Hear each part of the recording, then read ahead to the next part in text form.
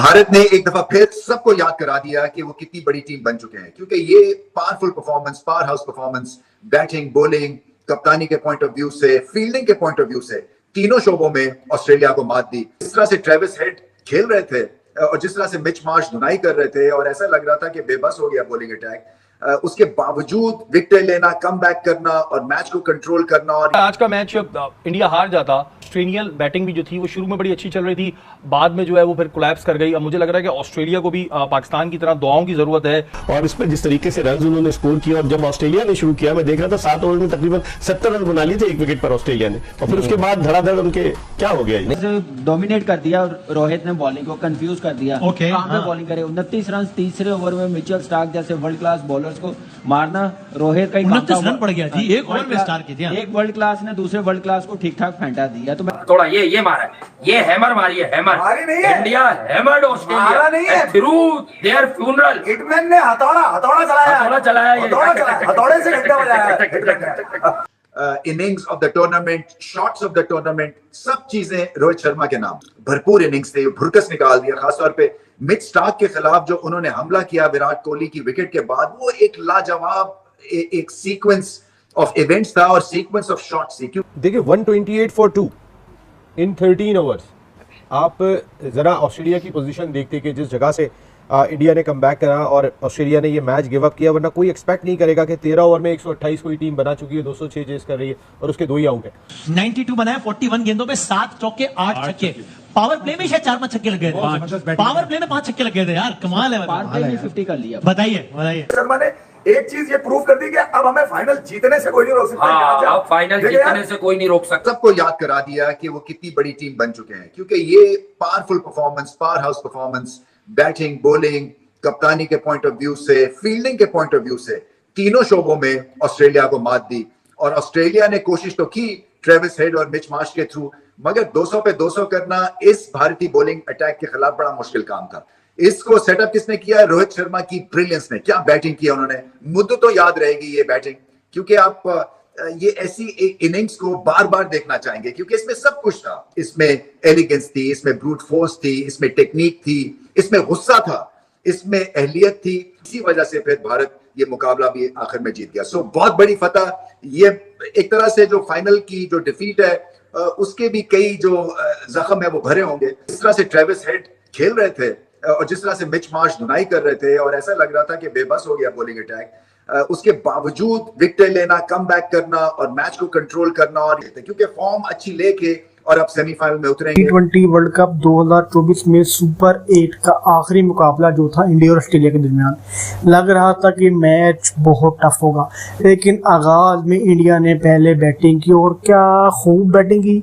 T20 world cup 2024 का सबसे बड़ा टोटल, T20 वर्ल्ड कप 2024 की सबसे तेज तरीन इनिंग खेली रोहित शर्मा ने। आज के मैच में 92 रन की फास्टेस्ट इनिंग खेली, सिर्फ 41 बॉल्स के ऊपर 92 रन और 19 बॉल्स पर हाफ सेंचुरी यानी 50 करके एक नया रिकॉर्ड बना दिया।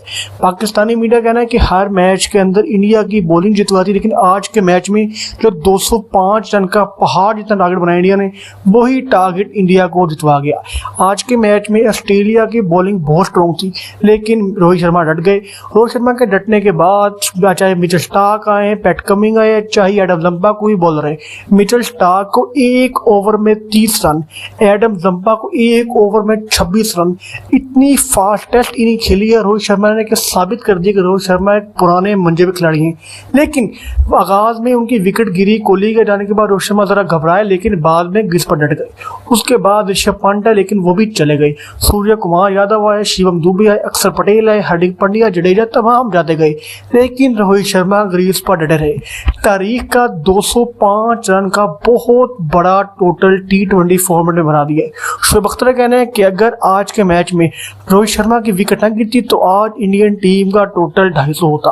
वसीम अकरम का कहना है कि आज के मैच में तो रोहित शर्मा ने बारी खेली है, वो तमाम T20 वर्ल्ड कप के मैचेस की मिलाकर सबसे यूनिक बारी थी।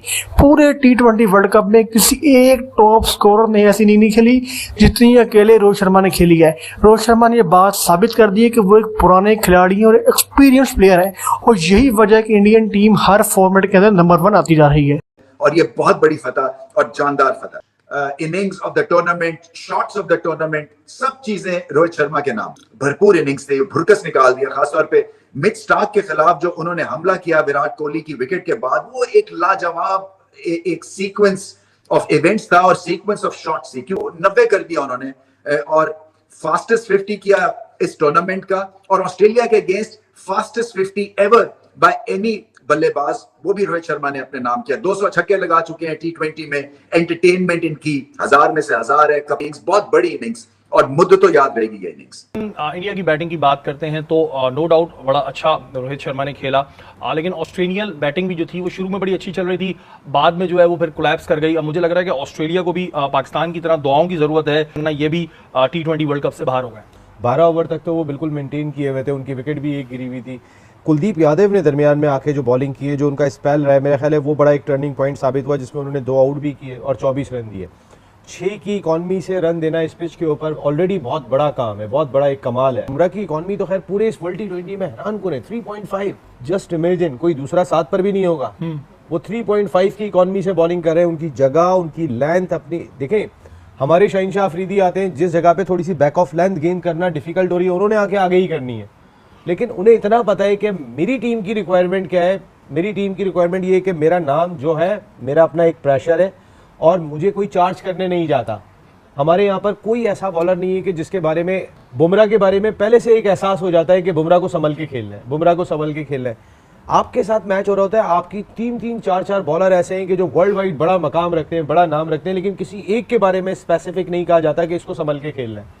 तो आप क्या समझते हैं, ऑस्ट्रेलिया को भी पाकिस्तान की तरह दुआओं की जरूरत पड़ गई है कि जी अगर बांग्लादेश हरा दे अफगानिस्तान को तो फिर कोई चांसेस हैं, वरना अदरवाइज तो फिर बाहर है।